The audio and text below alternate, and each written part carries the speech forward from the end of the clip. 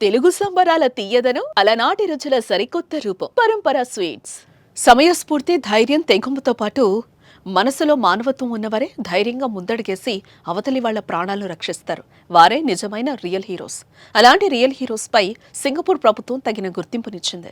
సింగపూర్లోని పాఠశాలలో అగ్ని ప్రమాదం జరగ పవన్ కళ్యాణ్ కుమారుడితో పాటు మిగిలిన పిల్లలను క్షేమంగా రక్షించిన నలుగురు భారతీయ వలస కార్మికులను ఘనంగా సత్కరించడమే కాదు, అవార్డును కూడా ప్రకటించింది. మరి సింగపూర్ ప్రభుత్వం వారికి ప్రదానం చేసిన అవార్డేంటి?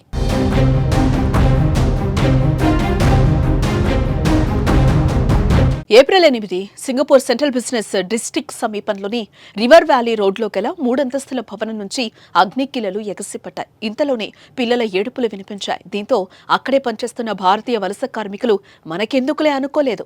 పరిస్థితిని గమనించి వెంటనే రంగంలోకి దిగి చిన్నారుల ప్రాణాలను కాపాడారు. ప్రమాదంలో చిక్కుకున్న వారిని రక్షించి కిందకు దించారు. వారు కాపాడిన వారిలో పవన్ కళ్యాణ్ కుమారుడు మార్క్ శంకర్ కూడా ఉన్నాడు.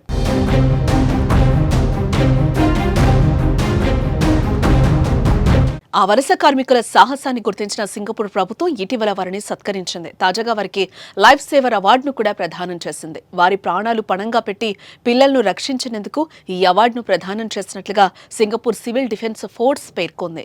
ఏ ప్రమాదంపై కార్మికులు మాట్లాడుతూ, మేము చూసేసరికి గదిలో పిల్లలు భయంతో వణుకుతూ అరుస్తూ కనిపించారు. 3వ అంతస్తు నుంచి కొందరు పిల్లలు దూకేయాలని చూశారు. మేం వాళ్లతో మాట్లాడి దూకకుండా చూసాం. తర్వాత వారిని కిందకు తీసుకొచ్చా. ఏ ప్రమాదంలో ఓ చిన్నారి ప్రాణాలు కోల్పోయింది. ఆమెను కాపాడలేకపోయినందుకు ఇప్పటికీ బాధపడుతున్నాం అని విచారం వ్యక్తం చేశారు.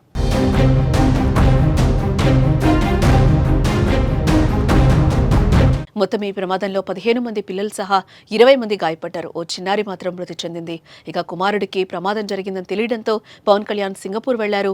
ఆయనతో పాటు చిరంజీవి దంపతులు కూడా సింగపూర్ వెళ్లిన విషయం మనకు తెలిసిందే. మార్క్ శంకర్ కు స్వల్ప గాయాలయ్యాయి. ఊపిరితిత్తుల్లోకి పొగ రావడంతో కాస్త అస్వస్థకు గురయ్యాడు. 3 రోజుల చికిత్స అనంతరం మార్కును సింగపూర్ నుంచి పవన్ కుటుంబం హైదరాబాద్ కు తీసుకొచ్చింది. ప్రస్తుతం మార్క్ శంకర్ కోలుకుంటున్నాడు.